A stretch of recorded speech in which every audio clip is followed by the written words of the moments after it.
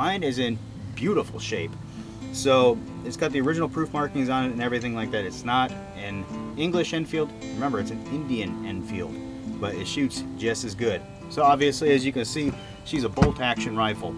But what sets this one apart is it's a cock on close, which really accounts for the Enfield's speed. It's one of the, at the time, it was one of the fastest bolt action rifles out there. Made famous was the Mad Minute that they did.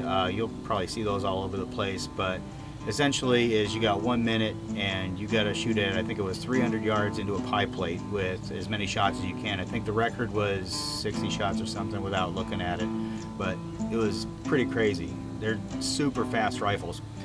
Now, as you can see there, it's got a magazine in there, but that's not a magazine as you would traditionally think, that you would just remove it to load it.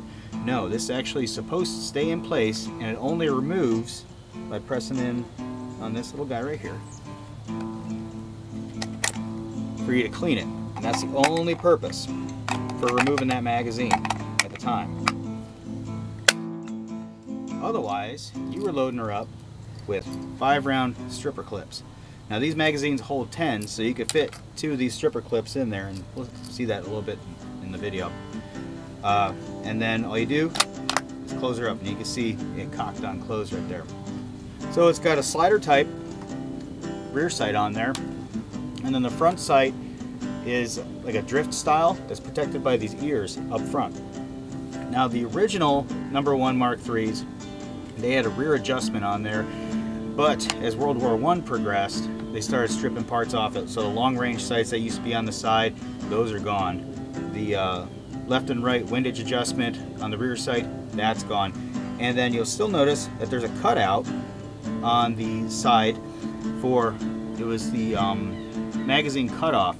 And what they would do was for volley fire. So at the time, they still went by archaic logic. That is, they would have them shoot single shots on command, and then they would just place one in at a time, you know, with that magazine cut off on, and then on command they would fire their volleys.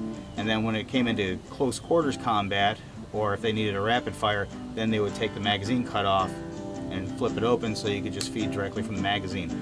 But as you can see on this one, they've since removed the magazine cutoff. So as I said earlier, the Enfields are near and dear to me, and that's for a personal reason.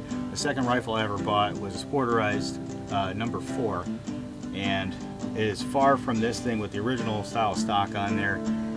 Obviously the #4 is going to be different, but I have a very fond attachment to Enfield rifles, and then on top of it, their accuracy is, I wouldn't say second to none, but it's pretty darn close.